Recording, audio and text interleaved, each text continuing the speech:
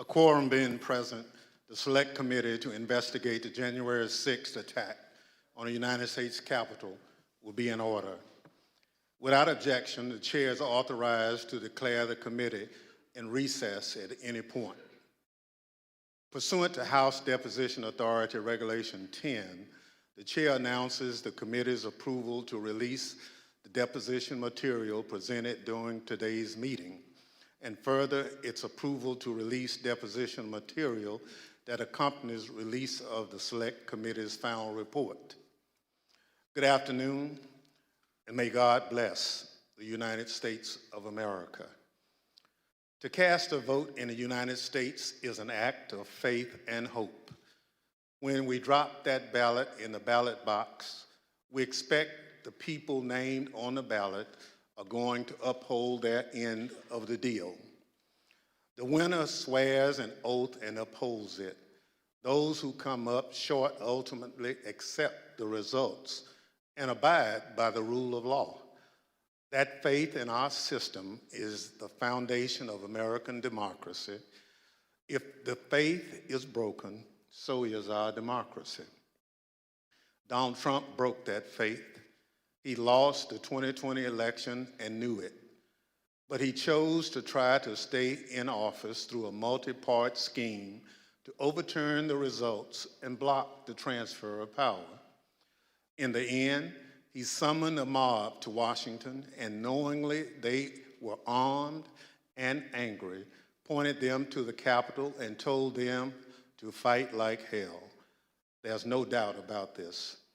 This afternoon, my colleagues will present our key findings, reminding you of some of the information we presented in earlier hearings and telling you how it fits in our broader conclusions. Those conclusions have helped shape the committee's final report, which we'll adopt today pursuant to House Resolution 503, which establishes the Select Committee nearly a year and a half ago. I expect our final work will be filed with the Clerk of the House and made public later this week. Beyond that release, the Select Committee intends to make public the bulk of its non-sensitive records before the end of the year. These transcripts and documents will allow the American people to see for themselves the body of evidence we've gathered and continue to explore the information that has led us to our conclusions.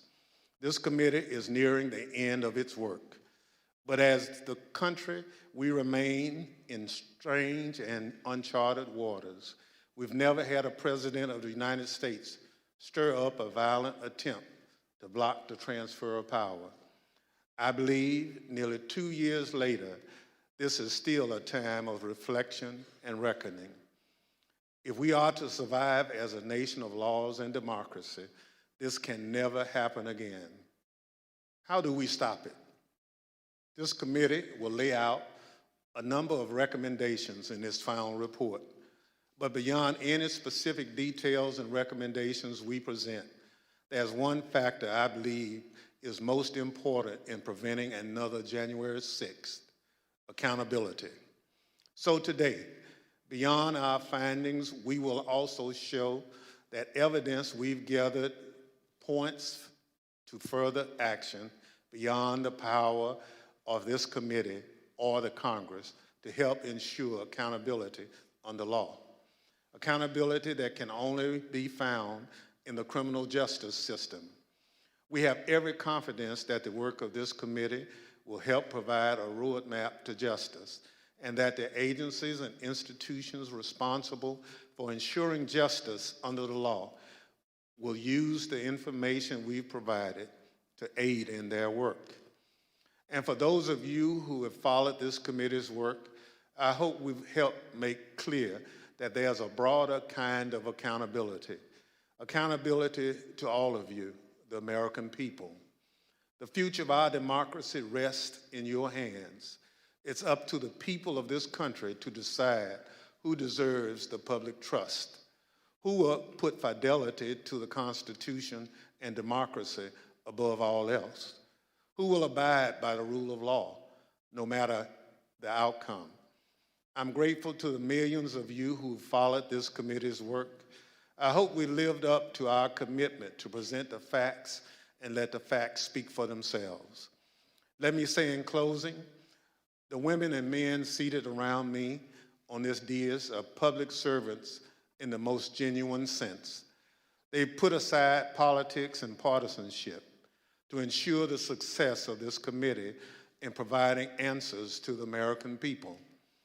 I especially want to thank and acknowledge our Vice Chair, who has become a true partner in this bipartisan effort, Ms. Cheney of Wyoming.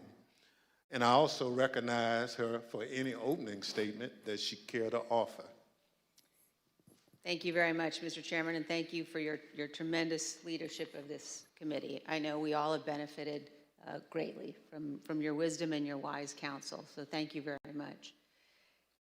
In April of 1861, when Abraham Lincoln issued the first call for volunteers for the Union Army, my great-great-grandfather, Samuel Fletcher Cheney, joined the 21st Ohio Volunteer Infantry. He fought through all 4 years of the Civil War, from Chickamauga to Stones River to Atlanta. He marched with his unit in the Grand Review of Troops up Pennsylvania Avenue in May of 1865, past a reviewing stand where President Johnson and General Grant were seated. Silas Canfield, the regimental historian of the 21st Ohio Volunteer Infantry, described the men in the unit this way. He said they had a just appreciation of the value and advantage of free government and the necessity of defending and maintaining it. And they enlisted, prepared to accept all the necessary labors, fatigues, exposures, dangers, and even death for the unity of our nation and the perpetuity of our institutions. I have found myself thinking often, especially since January 6th, of my great-great-grandfather and all those in every generation who have sacrificed so much for the unity of our nation and the perpetuity of our institutions. At the heart of our republic is the guarantee of the peaceful transfer of power. Members of Congress are reminded of this every day as we pass through the Capitol Rotunda. There, 8 magnificent paintings detail the earliest days of our republic. One, painted by John Trumbull, depicts the moment in 1793 when George Washington resigned his commission, handing control of the Continental Army back to Congress. Trumbull called this, quote, one of the highest moral lessons ever given the world. With this noble act, George Washington established the indispensable example of the peaceful transfer of power in our nation. Standing on the west front of the Capitol in 1981, President Ronald Reagan described it this way: the orderly transfer of authority as called for in the Constitution routinely takes place, as it has for almost 2 centuries, and few of us stop to think how unique we really are. In the eyes of many in the world, this every 4-year ceremony that we accept as normal is nothing less than a miracle. Every president in our history has defended this orderly transfer of authority, except one. January 6th, 2021 was the first time one American president refused his constitutional duty to transfer power peacefully to the next. In our work over the last 18 months, the Select Committee has recognized our obligation to do everything we can to ensure this never happens again. At the beginning of our investigation, we understood that tens of millions of Americans had been persuaded by President Trump that the 2020 election was stolen by overwhelming fraud. And we also knew this was flatly false. We knew that dozens of state and federal judges had addressed and resolved all manner of allegations about the election. Our legal system functioned as it should, but our president would not accept the outcome. Among the most shameful of this committee's findings was that President Trump sat in the dining room off the Oval Office watching the violent riot at the Capitol on television. For hours, he would not issue a public statement instructing his supporters to disperse and leave the Capitol, despite urgent pleas from his White House staff and dozens of others to do so. Members of his family, his White House lawyers, virtually all those around him knew that this simple act was critical. For hours, he would not do it. During this time, law enforcement agents were attacked and seriously injured. The Capitol was invaded, the electoral count was halted, and the lives of those in the Capitol were put at risk. In addition to being unlawful, as described in our report, this was an utter moral failure and a clear dereliction of duty. Evidence of this can be seen in the testimony of President Trump's own White House counsel and several other White House witnesses. No man who would behave that way at that moment in time can ever serve in any position of authority in our nation again. He is unfit for any office. The committee recognizes that our work has only begun. It's only the initial step in addressing President Trump's effort to remain in office illegally. Prosecutors are considering the implications of the conduct that we describe in our report, as are citizens all across our nation. In 1761, John Adams wrote, "The very ground of our liberties is the freedom of elections." Faith in our elections and the rule of law is paramount to our republic. Election deniers, those who refuse to accept lawful election results, purposely attack the rule of law and the foundation of our country.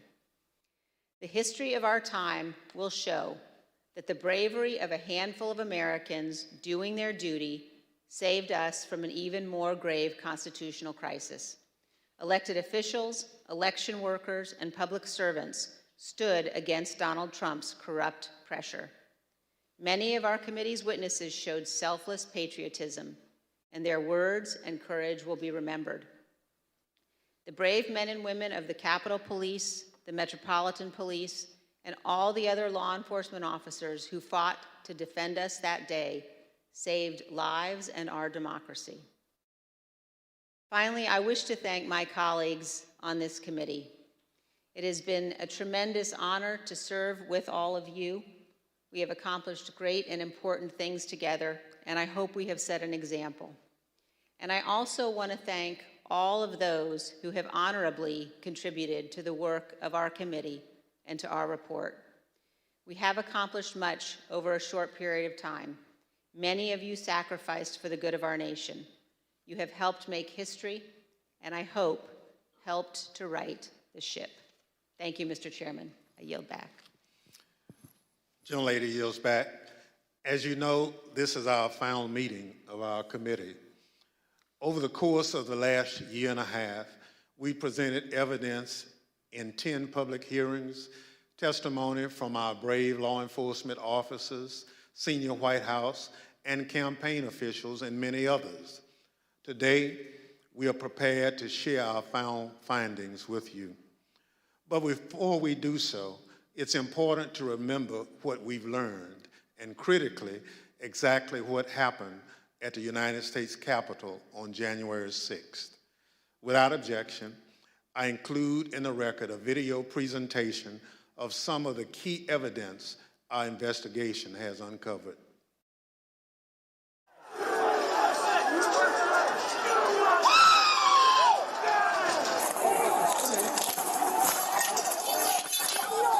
There were officers on the ground.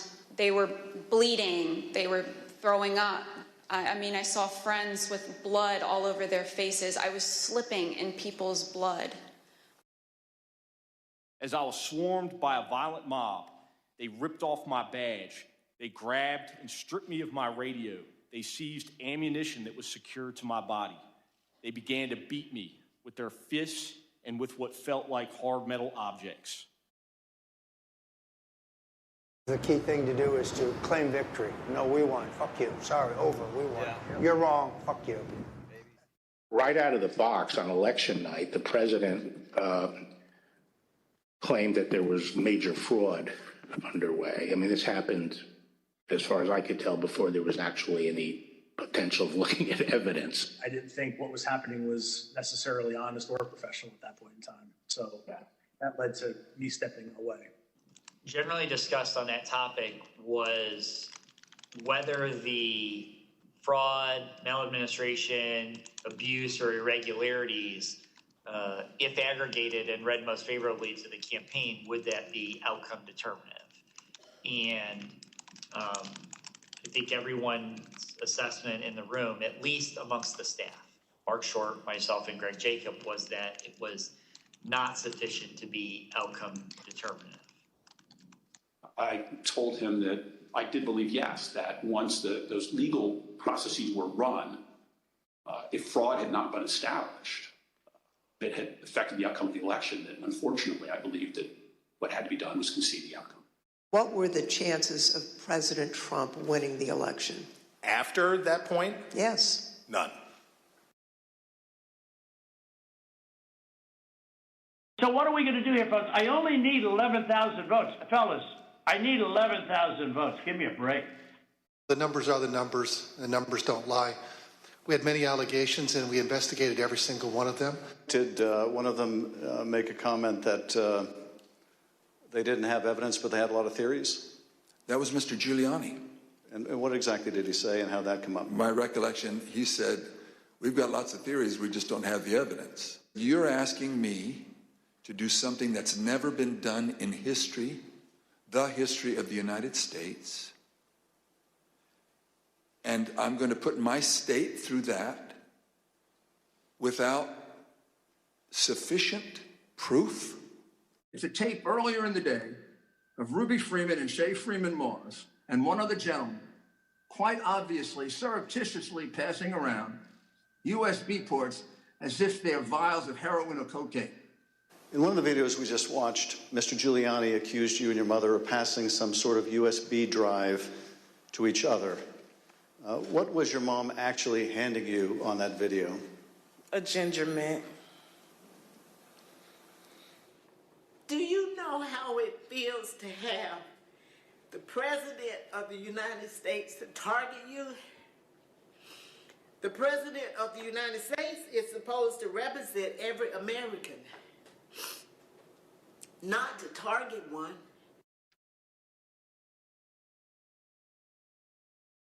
I made it clear I did not agree with the idea of saying the election was stolen and putting out this stuff, which I told the president was bullshit. He wanted to talk about that he thought the election had been stolen or was corrupt, and that there was widespread fraud. And I had told him that our reviews had not shown that to be the case. And I said something to the effect of, sir, we've done dozens of investigations, hundreds of interviews.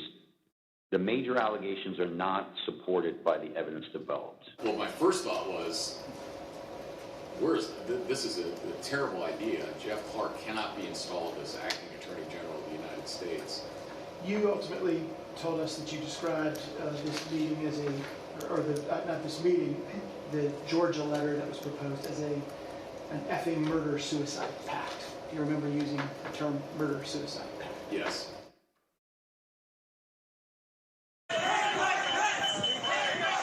Was it your impression that the Vice President had directly conveyed his position on these issues to the President, not just to the world through a Dear Colleague letter, but directly to President Trump? Many times. My view is that the Vice President didn't have the legal authority to do anything except what he did. And I said, hold on a second, I want to understand what you're saying. You're saying that you believe the Vice President, acting as President of the Senate, can be the sole decision maker as to, under your theory, who becomes the next President of the United States? And you said yes. And I said, are you out of your effing mind? The president was, all the attention was on what Mike would do or what Mike wouldn't do. There's a telephone conversation between the president and the vice president, is that correct? Yes. The conversation was pretty heated.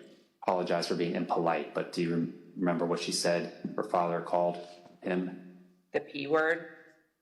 Bring out books! It was clear that it was escalating and escalating quickly. So then when that tweet, the Mike Pence tweet, was sent out, I remember us saying that that was the last thing that needed to be tweeted at that moment. It felt like he was pouring gasoline on the fire by tweeting that. They've gained access to the second floor, and I've got public about 5 feet from me down here below. Okay, copy. They are on the second floor, moving in now. We may want to consider getting out and leaving now. Copy. The members of the VP detail at this time were starting to fear for their own lives. There were calls to say goodbye to family members, so on and so forth. Approximately 40 feet. That's all there was. 40 feet between the vice president and the mob. Donald Trump and his allies and supporters are a clear and present danger to American democracy.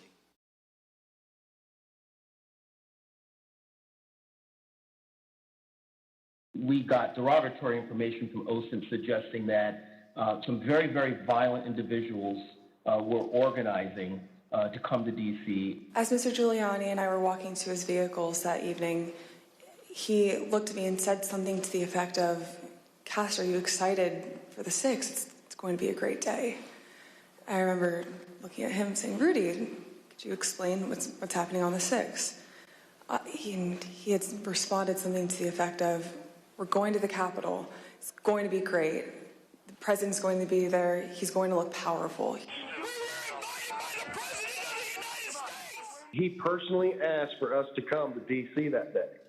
And I thought, for everything he's done for us, if this is the only thing he's going to ask of me, I'll do it. Well, basically, the president, got everybody riled up, told everybody to head on down. So we basically were just following what he said.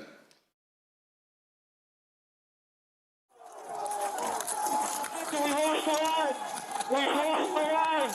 Anthony, get back! Within 15 minutes of leaving the stage, President Trump knew that the Capitol was besieged and under attack. So are you aware of any phone call by the President of the United States to the Secretary of Defense that day? Not that I'm aware of, no. Are you aware of any phone call by the President of the United States to the Attorney General of the United States that day? No. Are you aware of any phone call by the President of the United States to the Secretary of Homeland Security that day? I'm not aware of that, no. Did you ever hear the president No. ask for the National Guard? Did you ever hear the president ask for law enforcement response? No. You got an assault going on the Capitol of the United States of America. And there's nothing. No call, nothing, zero.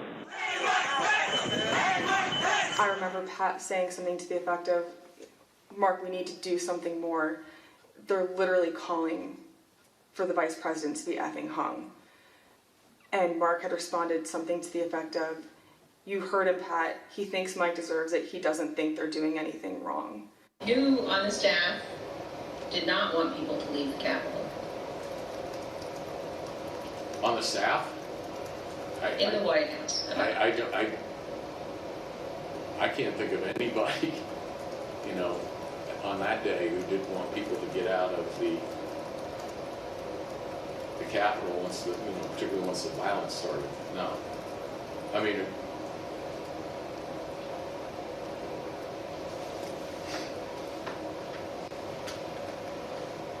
What about the president? Yeah. Well, she said the staff. So I answered. No, I said in the White House. Oh, I'm sorry. I apologize. I thought you said who else on the staff.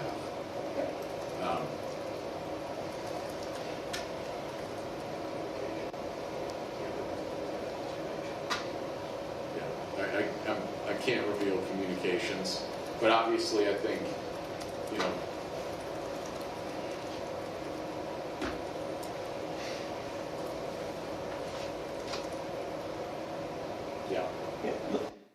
I said, "Good, John.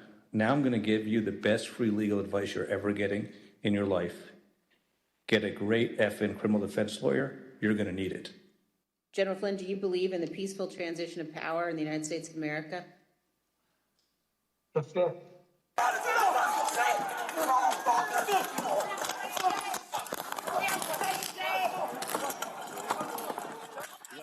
officer unconscious. The church. What church?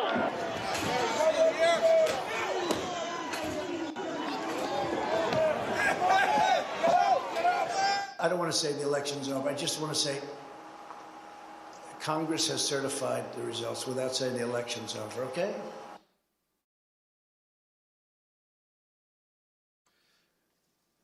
The chair now recognizes the gentlewoman from California, Ms. Lofgren, for an opening statement.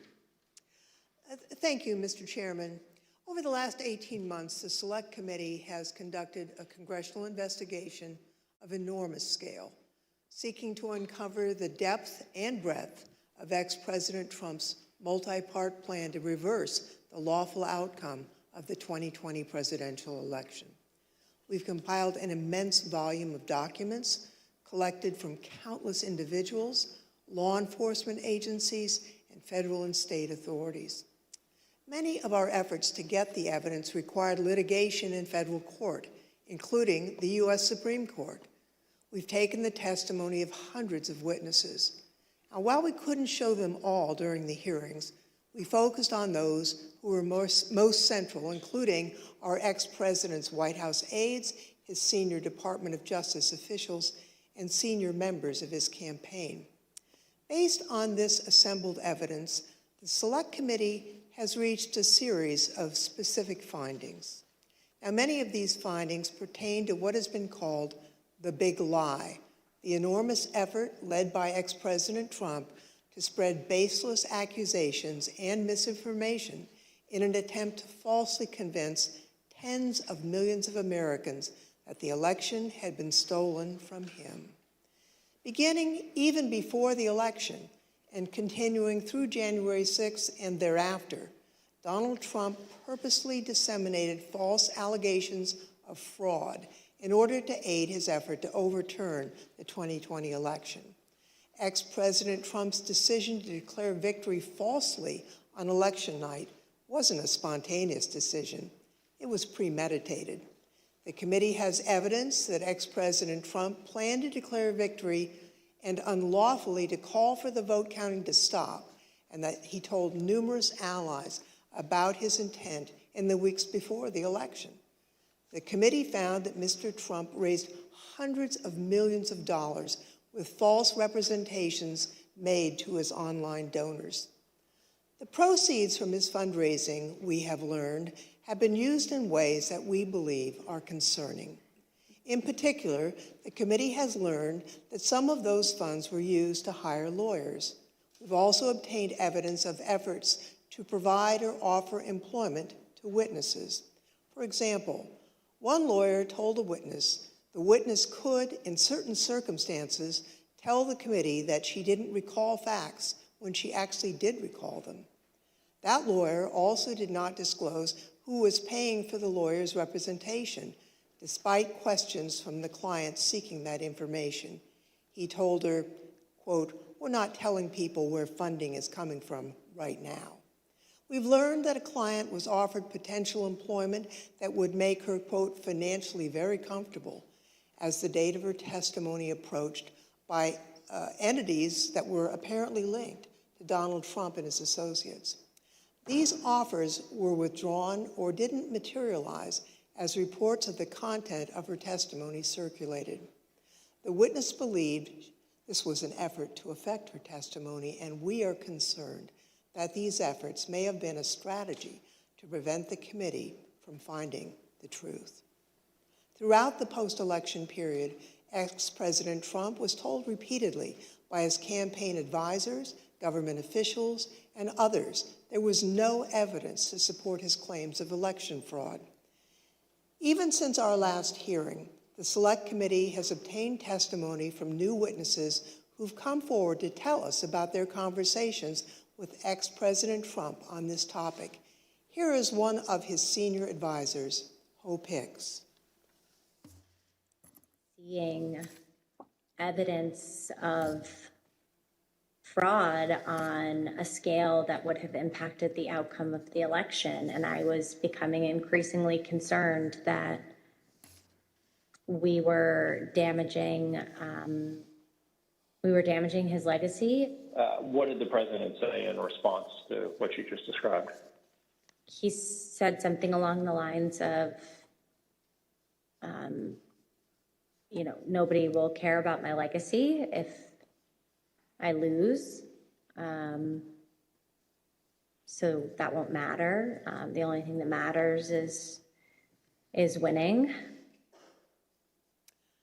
Despite all that, he continued to purposely and maliciously make false claims, sometimes within a day of being told that a particular claim was false and unsupported by the evidence.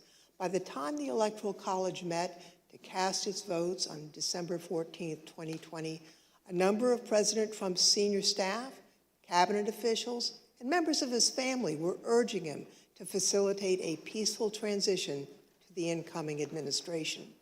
He disregarded their advice, and he continued to claim publicly that the election had been stolen from him. Numerous state and federal courts evaluated and rejected the Trump campaign's claims of voter fraud, including 11 judges appointed by ex-President Trump himself. Many of these courts issued scathing opinions, criticizing the lack of evidence that ex-President Trump and his allies had advanced to support their claims.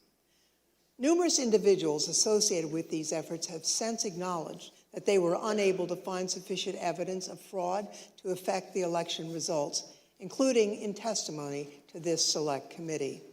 Still, ex-President Trump repeated those false claims and tried to convince his supporters the election was stolen. This was an attempt to justify overturning the lawful election results. Donald Trump knowingly and corruptly repeated election fraud lies, which incited his supporters to violence on January 6th. He continues to repeat his meritless claim that the election was stolen even today and continues to erode our most cherished and shared belief in free and fair elections. Mr. Chairman, I yield back. Gentlewoman yields back.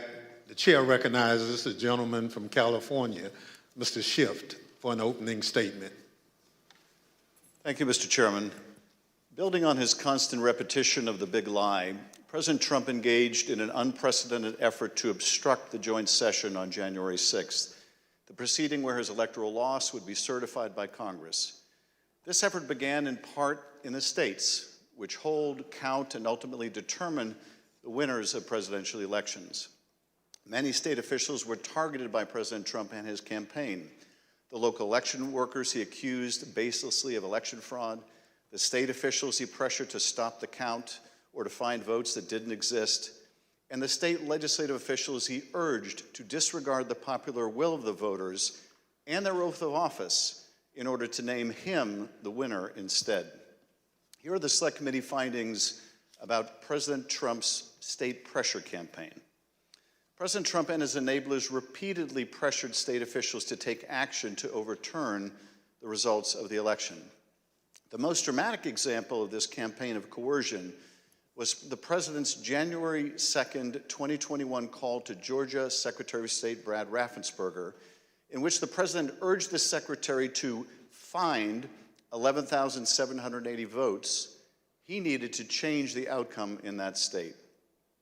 During that call, President Trump again repeated conspiracy theories about the election that his own appointees at the Department of Justice had already debunked.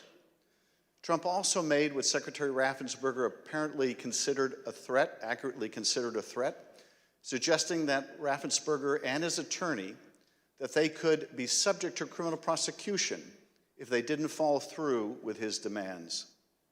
Then, in repeated telephone calls and in-person meetings, Donald Trump pressured state elections officials and state legislators to alter official election results.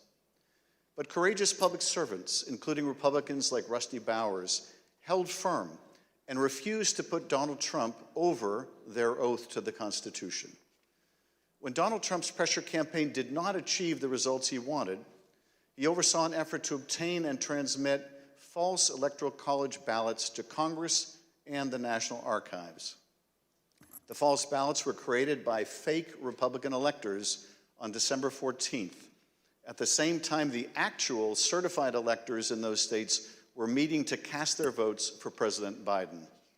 By that point in time, election-related litigation was over in all or nearly all of these states, and Trump campaign election lawyers realized that the fake slates were unjustifiable on any grounds and may be unlawful. In spite of these concerns and the concerns of individuals in the White House counsel's office, President Trump and others proceeded with this plan. The Select Committee has developed evidence that these intentionally false documents were transmitted to multiple officers of the federal government and were intended to interfere with the proper conduct of the joint session, where the existence of so-called competing slates of electors would serve as a pretext for legitimate electoral votes to be rejected. President Trump repeatedly attacked state and local officials who refused to do his bidding, as well as local elections workers who he baselessly accused of fraud. As Ruby Freeman and the testimony of other elections officials so powerfully demonstrated, the people who drew President Trump's ire or were the subject of his lies faced real-world consequences, including public harassment and death threats. Some of these elections workers and officials have been forced to leave their homes. Others have been forced to leave the jobs they loved. Take a listen to Ms. Freeman's story.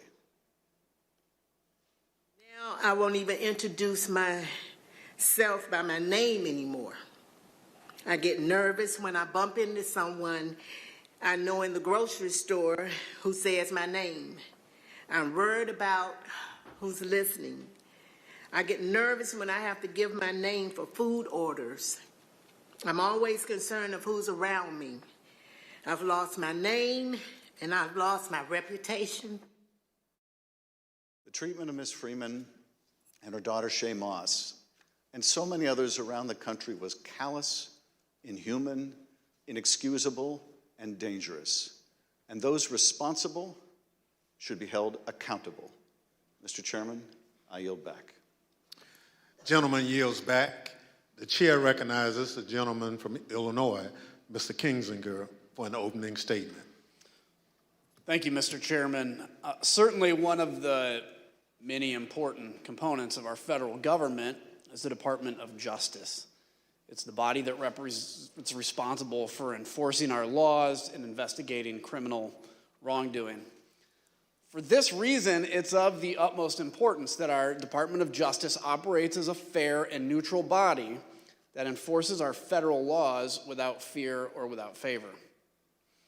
It is this critical function that President Trump sought to corrupt, as he sought to use the Department of Justice to investigate and prosecute purported election fraud and to help him convince the public that the election was stolen.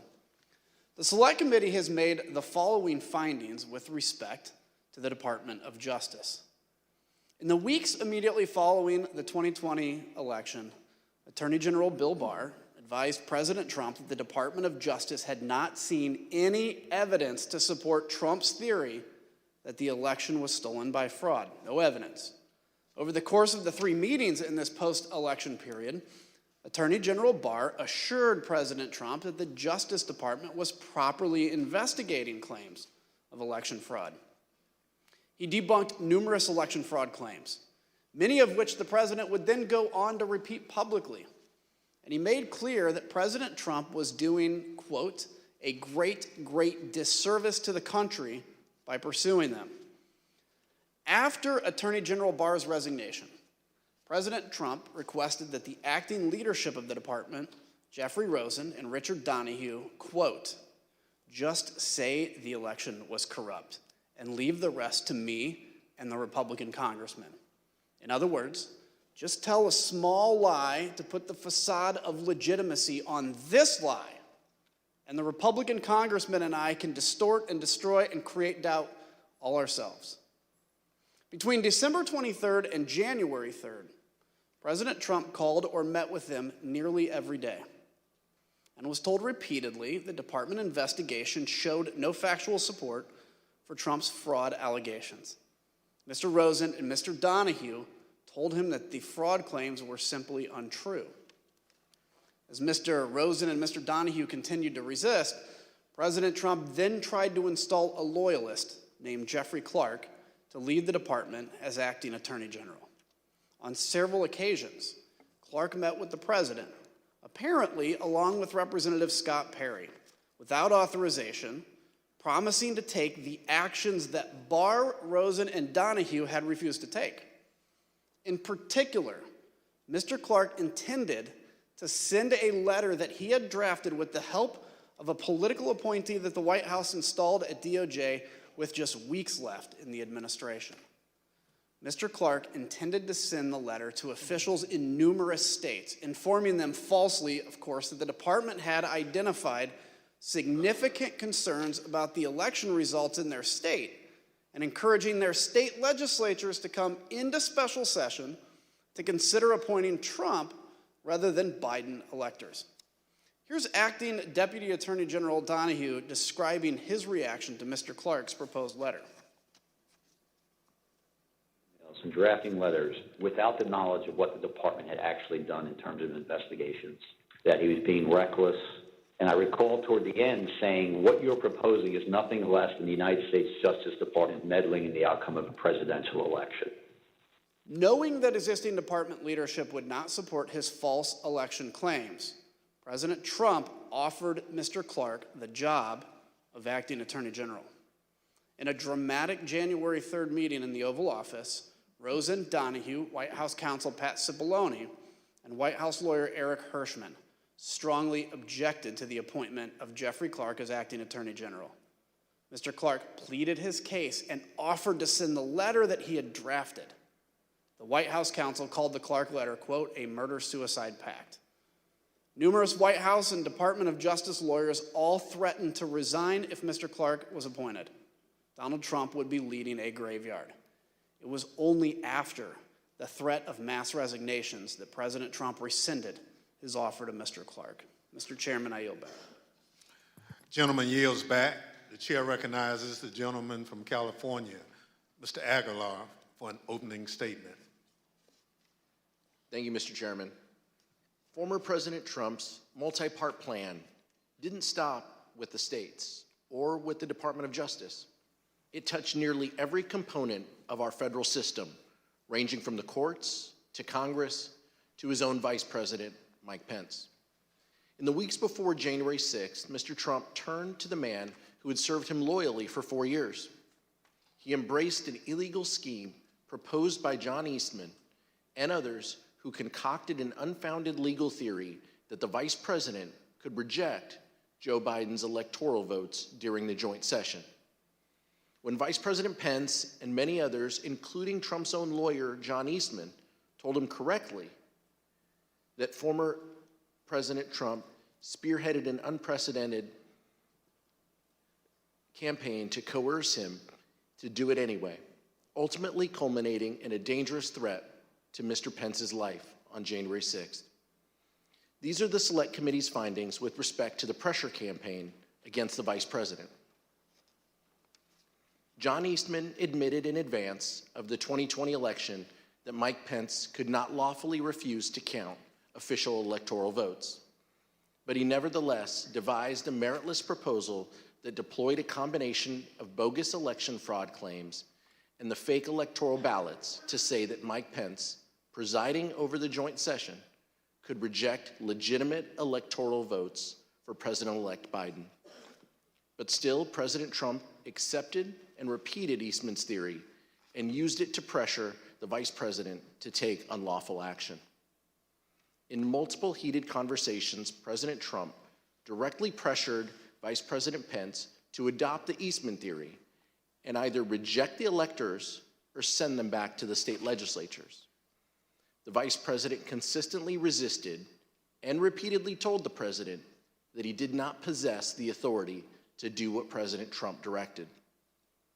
This culminated in an angry phone call on the morning of January 6th between President Trump and Vice President Pence, during which the former president repeatedly berated Mr. Pence by cursing and leveling threats.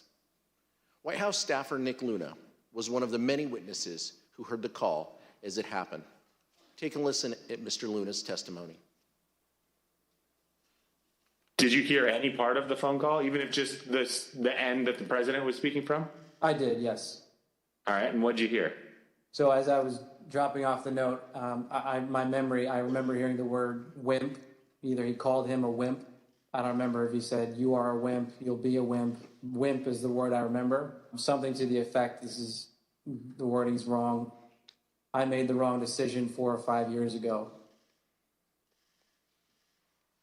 In the face of the vice president's resistance, the former president and others exerted both private and public pressure to change his mind. In his speech on the Ellipse on the afternoon of January 6th, former President Trump told the crowd that Vice President Pence needed the courage to do what he has to do. Once the riot began, President Trump deliberately chose to issue a tweet attacking Mr. Pence, knowing that the crowd had already grown violent. Almost immediately thereafter, the crowd around the Capitol surged, and between 2:30 and 2:35 p.m., the Metropolitan Police line on the west front of the Capitol broke. This was the first time in MPD history that a line like this had broken. Rioters at the Capitol were heard chanting, "Hang Mike Pence," through the afternoon. As a result of this unrest, Vice President Pence was forced to flee to a secure location where he actively coordinated with law enforcement and other governmental officials to address the ongoing violence. Mr. Chairman, I yield back. Gentleman yields back. The chair recognizes the gentlewoman from Florida, Ms. Murphy, for an opening statement. Thank you, Mr. Chairman. Ultimately, President Trump did not succeed in bending state and federal officials to his will. At every turn, state officials, the Department of Justice, Mike Pence, and many others stood up for the rule of law and resisted the president's wishes. In that way, our American institutions held after the 2020 election. But that did not stop President Trump. Instead, he turned to his supporters, those who believed his lies about a stolen election. He summoned a crowd to the nation's capital on January 6, hoping that they would pressure Congress to do what he could not do on his own. The Select Committee has made the following findings on this issue. 2 years ago today, in the early morning hours of December 19th, Donald Trump sent a tweet urging his supporters to travel to Washington for a protest on January 6th. "Be there, we'll be wild," he tweeted. Between December 19th and January 6th, the president repeatedly encouraged his supporters to come to Washington. The president's December 19th tweet galvanized domestic violent extremists, including members of the Oath Keepers, the Proud Boys, and organized militia groups. These individuals began organizing to come to the Capitol in large numbers with the specific intent to use violence to disrupt the certification of the election during the joint session. Prior to January 6th, the FBI, Secret Service, U.S. Capitol Police, D.C. government, and other law enforcement agencies gathered substantial evidence suggesting the risk of violence at the Capitol during the joint session. These included warnings like the following. Their plan is to literally kill people. Please take this tip seriously and investigate further. President Trump's supporters have proposed a movement to occupy Capitol Hill. Alert regarding the VP being a dead man walking if he doesn't do the right thing. I saw several other alerts saying they will storm the Capitol if he doesn't do the right thing. In the days leading up to January 6th, President Trump's advisors explicitly told him that he should encourage his supporters to be peaceful that day, but he refused. One witness, Hope Hicks, provided the committee with records of her text messages on January 6th. In one exchange with another staffer, he texted her, "Hey, I know you're seeing this, but he," referring to President Trump, "really should tweet something about being nonviolent." "I'm not there," Hicks replied. "I suggested it several times Monday and Tuesday, and he refused." When Ms. Hicks came in to provide testimony to the committee, we asked her about this exchange. Her explanation is that the he in this text wasn't the president, but rather it was Eric Hirschman. Take a listen to her testimony. When you wrote, "I suggested it several times," and it presumably means that the president say something about being nonviolent. He wrote, I suggested it several times Monday and Tuesday, and he refused. Tell us what happened. Sure. I didn't speak to the president about this directly, but I communicated to people like Eric Hirschman that it was my view that it was important that the president put out some kind of message in advance of the event. And what was Mr. Hirschman's response? Mr. Hirschman said that he had made the same, recommendation directly to the president, and that he had refused. Just so I understand, Mr. Hirschman said that he had already recommended to the president that the president convey a message that people should be peaceful on January 6th, and the president had refused to do that? Yes. The public will be able to review this in the transcripts and see the perspective Eric Hirschman gave before we took Hope Hicks's testimony.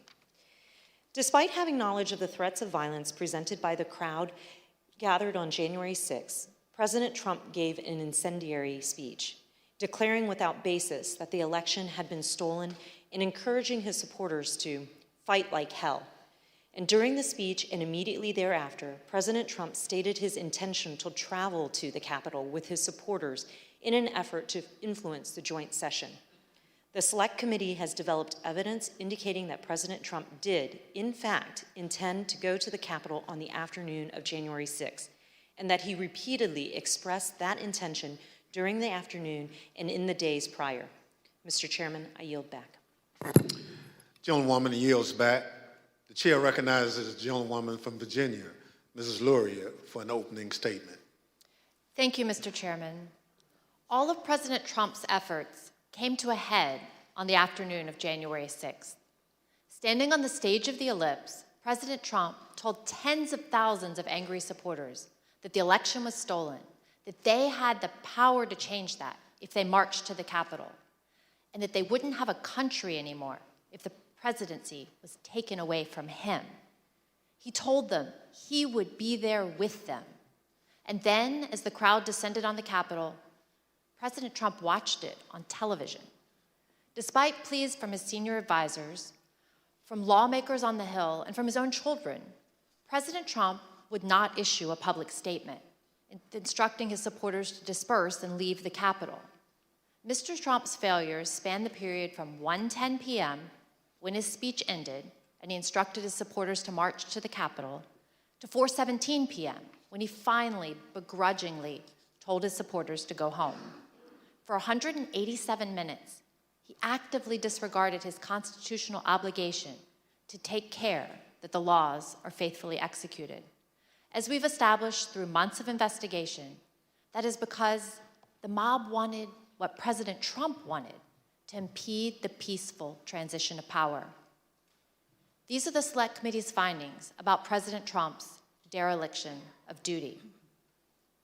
From the outset of the violence, and for several hours that followed, people at the Capitol, people inside President Trump's administration, elected officials of both parties, members of President Trump's own family, and even Fox News commentators who were sympathetic to President Trump, all tried to contact the White House to urge him to do one singular thing, the one thing that all of these people immediately understood was required: instruct his supporters to leave the Capitol. The president repeatedly refused pleas as he watched the violence at the Capitol on television.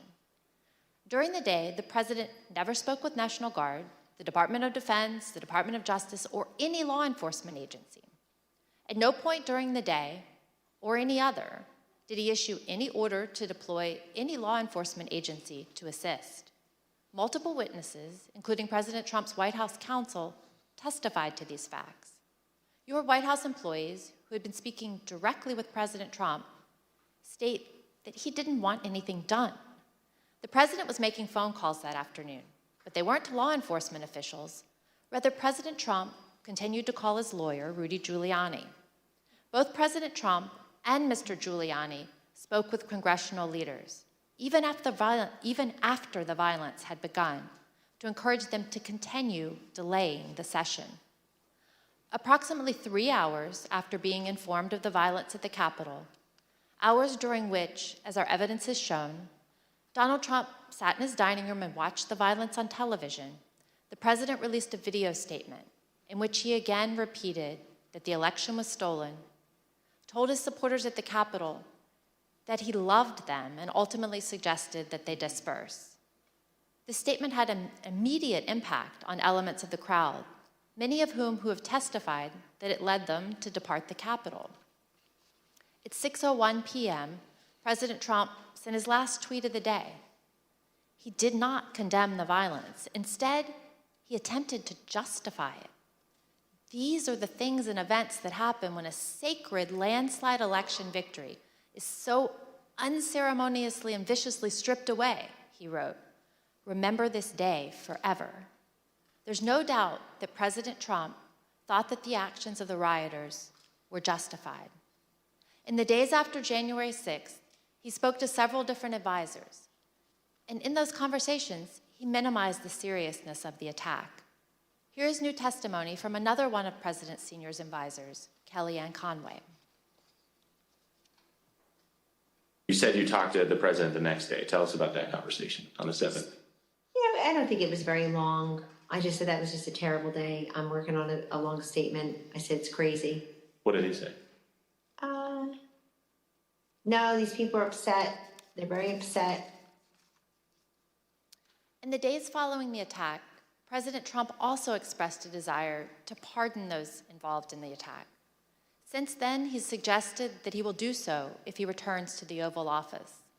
In summary, President Trump lit the flame, he poured gasoline on the fire, and sat by in the White House dining room for hours watching the fire burn. And today, he still continues to fan those flames. That was his extreme dereliction of duty. Mr. Chairman, I yield back. Gentlewoman yields back. The chair recognizes the gentleman from Maryland, Mr. Raskin, for an opening statement. Thank you, Mr. Chairman, and I want to thank you for your extraordinary leadership of this committee. Generations to come will praise you and the Vice Chair for your unswerving devotion to the rule of law. Several months ago, you tasked several of our members in a subcommittee with bringing recommendations to the full committee about potential referrals to the Department of Justice and other authorities based on evidence of criminal and civil offenses that has come to our attention over the course of our investigation. We are now prepared to share those recommendations today. Mr. Chairman, let me begin with some relevant background considerations to our criminal referrals. The dangerous assault on American constitutional democracy that took place on January 6, 2021 consists of hundreds of individual criminal offenses. Most such crimes are already being prosecuted by the Department of Justice. We propose to the committee advancing referrals where the gravity of the specific offense, the severity of its actual harm, and the centrality of the offender to the overall design of the unlawful scheme to overthrow the election compel us to speak. Ours is not a system of justice where foot soldiers go to jail and the masterminds and ringleaders get a free pass. Mr. Chairman, as you know, our committee had the opportunity last spring to present much of our evidence to a federal judge, something that distinguishes our investigation from any other congressional investigation I can recall. In the context of resolving evidentiary privilege issues related to the crime fraud doctrine in the Eastman case, U.S. District Court Judge David Carter examined just a small subset of our evidence to determine whether it showed the likely commission of a federal offense. The judge concluded that both former President Donald Trump and John Eastman likely violated 2 federal criminal statutes. This is the starting point for our analysis today. The first criminal statute we invoke for referral, therefore, is Title 18, Section 1512C, which makes it unlawful for anyone to corruptly obstruct, influence, or impede any official proceeding of the United States government. We believe that the evidence described by my colleagues today and assembled throughout our hearings warrants a criminal referral of former President Donald J. Trump John Eastman, and others for violations of this statute. The whole purpose and obvious effect of Trump's scheme were to obstruct, influence, and impede this official proceeding, the central moment for the lawful transfer of power in the United States. Second, we believe that there is more than sufficient evidence to refer former President Donald J. Trump, John Eastman, and others for violating Title 18, Section 371. This statute makes it a crime to conspire to defraud the United States. In other words, to make an agreement to impair, obstruct, or defeat the lawful functions of the United States government by deceitful or dishonest means. Former President Trump did not engage in a plan to defraud the United States acting alone. He entered into agreements, formal and informal, with several other individuals who assisted him with his criminal objectives. Our report describes in detail the actions of numerous co-conspirators who agreed with and participated in Trump's plan to impair, obstruct, and defeat the certification of President Biden's electoral victory. That said, the subcommittee does not attempt to determine all of the potential participants in this conspiracy, as our understanding of the role of many individuals may be incomplete even today because they refuse to answer our questions. We trust that the Department of Justice will be able to form a far more complete picture through its own investigation. Third, we make a referral based on Title 18, Section 1001, which makes it unlawful to knowingly and willfully make materially false statements to the federal government. The evidence clearly suggests that President Trump conspired with others to submit slates of fake electors to Congress and the National Archives. We believe that this evidence we set forth in our report is more than sufficient for a criminal referral of former President Donald J. Trump and others in connection with this offense. As before, we don't try to determine all of the participants in this conspiracy, many of whom refuse to answer our questions while under oath. We trust that the Department of Justice will be able to form a more complete picture through its own investigation. The fourth and final statute we invoke for referral is Title 18, Section 2383. The statute applies to anyone who incites, assists, or engages in insurrection against the United States of America, and anyone who gives aid or comfort to an insurrection. An insurrection is a rebellion against the authority of the United States. It is a grave federal offense anchored in the Constitution itself, which repeatedly opposes insurrections and domestic violence, and indeed uses participation in insurrection by office holders as automatic grounds for disqualification from ever holding public office again at the federal or state level. Anyone who incites others to engage in rebelling, assists them in doing so, or gives aid and comfort to those engaged in insurrection is guilty of a federal crime. The committee believes that more than sufficient evidence exists for a criminal referral of former President Trump for assisting or aiding and comforting those at the Capitol who engaged in a violent attack on the United States. The committee has developed significant evidence that President Trump intended to disrupt the peaceful transition of power under our Constitution. The President has an affirmative and primary constitutional duty to act to take care that the laws be faithfully executed. Nothing could be a greater betrayal of this duty than to assist in insurrection against the constitutional order. The complete factual basis for this referral is set forth in detail throughout our report. These are not the only statutes that are potentially relevant to President Trump's conduct related to the 2020 election. Depending on evidence developed by the Department of Justice, the president's actions could certainly trigger other criminal violations. Nor are President Trump and his immediate team the only people identified for referrals in our report. As part of our investigation, we asked multiple members of Congress to speak with us about issues critical to our understanding of this attack on the 2020 election and our system of constitutional democracy. None agreed to provide that essential information. As a result, we took the significant step of issuing them subpoenas based on the volume of information particular members possessed about one or more parts of President Trump's plans to overturn the election. None of the subpoenaed members complied, and we are now referring 4 members of Congress for appropriate sanction by the House Ethics Committee for failure to comply with lawful subpoenas. Mr. Chairman, we understand the gravity of each and every referral we are making today, just as we understand the magnitude of the crime against democracy that we describe in our report. But we have gone where the facts and the law lead us, and inescapably, they lead us here.